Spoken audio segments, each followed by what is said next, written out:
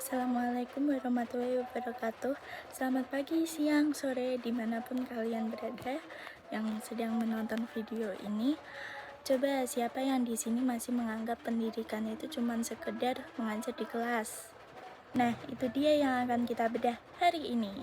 Perkenalkan, nama saya Civa Ramania Pasya dengan NIM 2402090024. Dan mari kita bongkar habis kenapa pendidikan itu lebih dari sekedar mengajar, bahkan harus kita pandang sebagai sebuah bidang keilmuan yang serius.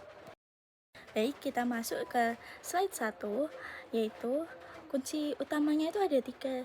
Yang pertama, objek kajian, teori, dan tujuan. Sama seperti fisika, punya objek materi atau ekonomi punya objek pasar, pendidikan itu juga punya objeknya sendiri, yaitu manusia, proses belajar, perkembangan, dan interaksi sosialnya. Jadi, kita tidak hanya bicara transfer ilmu, kita bicara proses mendidik yang tugasnya adalah membentuk karakter, kepribadian, dan mental peserta didik. Ini adalah pekerjaan ilmiah dan mulia. Jelas sampai di sini, mari kita lihat apa saja sih bukti kalau pendidikan ini benar-benar ilmu. Baik, kita masuk ke slide kedua, yaitu karakteristik keilmuan pendidikan.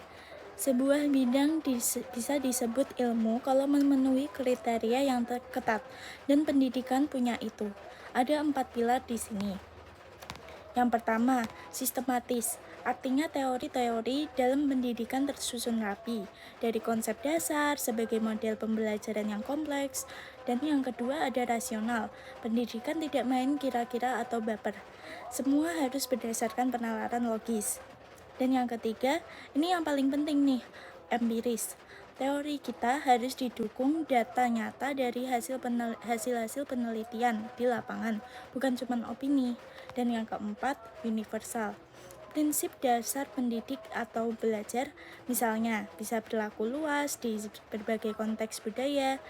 Ciri-ciri inilah yang membuat pendidikan berdiri tegak sebagai ilmu. Tapi, apa sih yang sebenarnya kita teliti? Kita lihat objek kajiannya di slide berikutnya yuk. Jadi, apa sih yang sebenarnya dikaji? Dalam ilmu, kita itu membedakan dua objek kajian. Analoginya begini nih, bayangkan kita melihat sebuah mobil. Mobilnya itu adalah objek material, manusia yang sedang belajar dan berkembang. Sementara objek formalnya itu adalah cara kita memandang atau mengkaji mobil itu.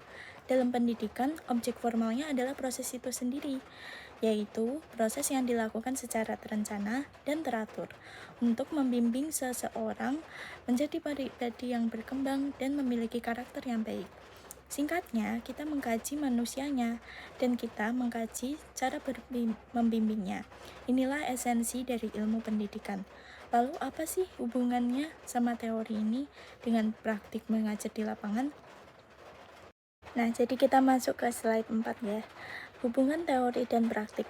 Ilmu pendidikan itu unik karena dia berfungsi ganda. Di satu sisi, dia terus menghasilkan teori, misalnya teori kognitif terbaru tentang memori. Ini sisi pengembangan pengetahuan.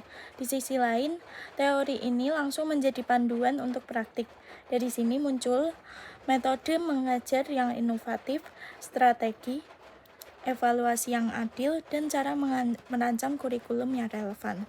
Jadi, ketika seseorang guru menggunakan metode A, dia tidak asal coba, dia sedang menerapkan sebuah teori ilmiah yang sudah teruji. Ilmu yang lahir dari penelitian kembali lagi ke kelas untuk memperbaiki praktik, saling membutuhkan. Jadi kita masuk ke slide 5. Apa sih tujuan ilmu pendidikan? Lalu apa sih goal akhirnya? Mengapa sih kita repot-repot menjadikan bidang keilmuan? Ada 3 tujuan utama. 1. Memberikan pemahaman yang mendalam tentang proses belajar. Kita tahu kenapa siswa A lebih cepat paham daripada siswa B. Yang kedua, menyelesaikan masalah. Misalnya masalah learning loss. Ilmu pendidikan menghasilkan ide-ide baru untuk menutup kesenjangan itu. Lalu yang ketiga, menjadikan dasar dalam merancang kebijakan. Kurikulum 2013, kurikulum Merdeka, semua tidak lahir dari kekosongan, tapi dari kajian ilmiah pendidikan. Ini memastikan pendidikan kita itu relevan loh. Tapi, tunggu, ilmu pendidikan itu tidak bekerja sendiri. Dia punya banyak teman dari ilmu lain. Kita lihat ya di slide 6. Nah, jadi kita masuk ke slide 6, yaitu interdisipliner. Pernah dengar istilah interdisipliner gak? Ini kuncinya itu di sini. Interdisipliner itu artinya kolaborasi, di mana kita menggabungkan konsep dari dua atau lebih ilmu untuk menghasilkan solusi yang lebih kaya. Pendidikan itu ibarat tim dokter.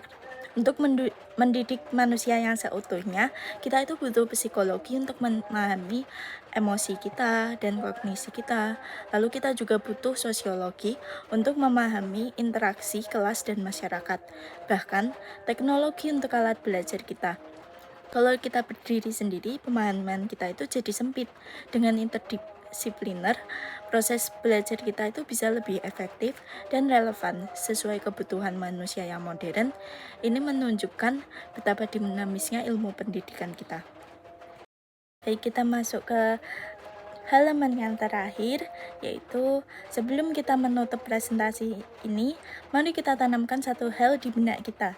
Pendidikan itu bukan sekedar praktik mengajar, tetapi pendidikan adalah ilmu yang mengkaji manusia secara sistematis, rasional, dan empiris, dengan tujuan mulia untuk membimbing dan membentuk kepribadian. Ia punya ciri teoritis sekaligus praktis.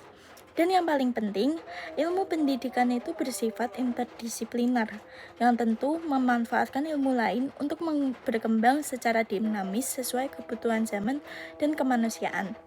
Dengan memahami ini, kita bisa lebih menghargai setiap proses belajar dan mengajar. Saya harap setelah ini Anda memandang pendidikan dengan lensa yang lebih ilmiah dan komprehensif. Sekian penjelasan saya dalam video ini. Terima kasih dan maaf atas segala kekurangan saya. Semoga bisa membantu pembelajaran kita untuk kedepannya. Terima kasih. Wassalamualaikum warahmatullahi wabarakatuh.